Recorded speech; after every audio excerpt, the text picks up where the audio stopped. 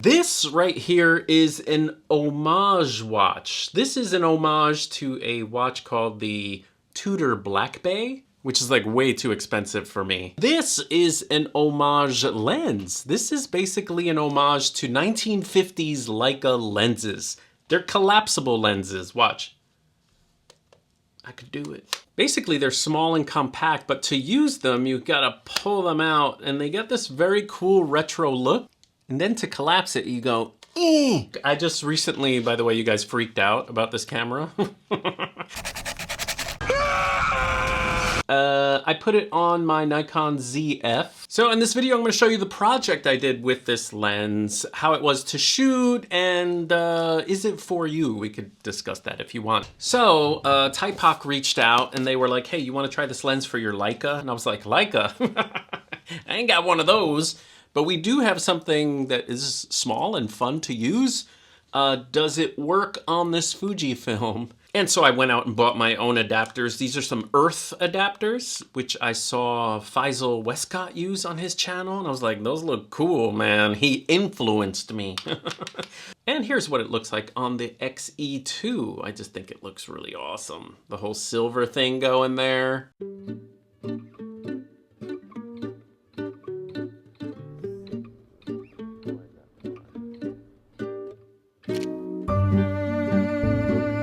Whoa, you can't just start like a montage with no explanation. You don't even know what I'm doing. So that was Passaic, New Jersey. Passaic, New Jersey is a historic downtown in northern New Jersey.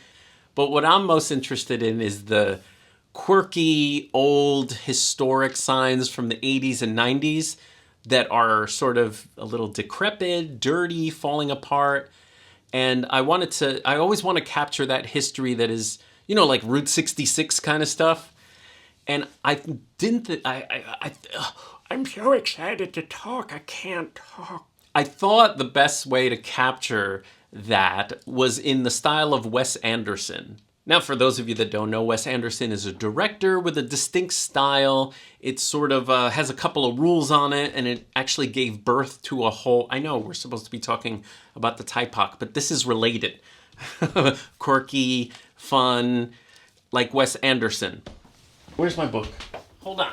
See, it's even given birth to like this whole movement. This is in book, a community, an online community, Accidentally Wes Anderson. There's also a great YouTube video. I'll link it up below if you want to check out what it's like to capture photos in the Accidentally Wes Anderson style. The things that fit the Wes Anderson aesthetic is the color, the shadows are very raised, there's a lot of yellow and red, and also fonts and symmetry, and the cropping is usually very, you know, square or 8x10.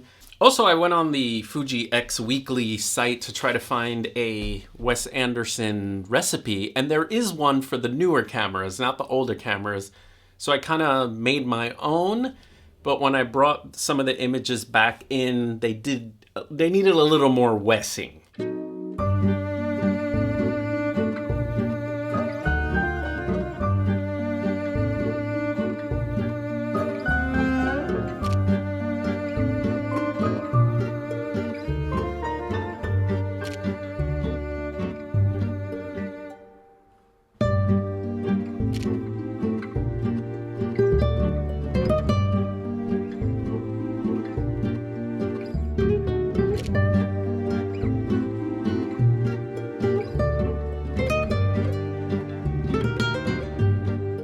Okay, what was it like to shoot with the Thypoch 50mm f2 vintage-inspired homage lens? Well, before I talk about that, I want to say that the unboxing experience, kudos to Thypoch. If you unbox something nowadays, it's usually very sterile and it's just kind of like in a brown cardboard box, you know, you don't get much.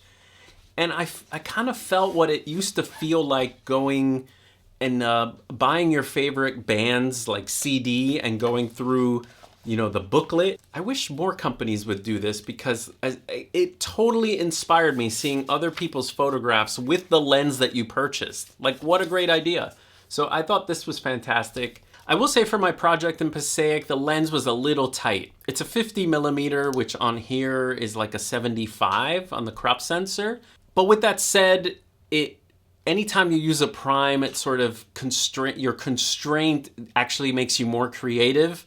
So I found that I had to, there were shots that I couldn't take, so I was looking for shots that I could take, if that makes sense. The little manual focus lever here actually locks if you have it on infinity, and then you just push, there's like a little dude here you push to unlock it. Now what I found for manually focusing is you actually start getting really, if you only manually focused, because I'm a super autofocuser, is you get used to where this little lever is for what distance. And it's like those people who play the big bass that has no frets on it. They just know where to put their fingers.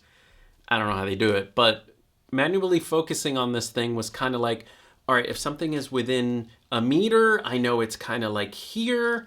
And then it's like, oh, it's 2 meters or more. You kind of bring your thumb down. And yeah, so I found that I'm definitely not good at manually focusing, but you get better and better the more you use the lens. And it becomes kind of a joy to sort of have, you feel one with the camera manually focusing. So I do like that a lot.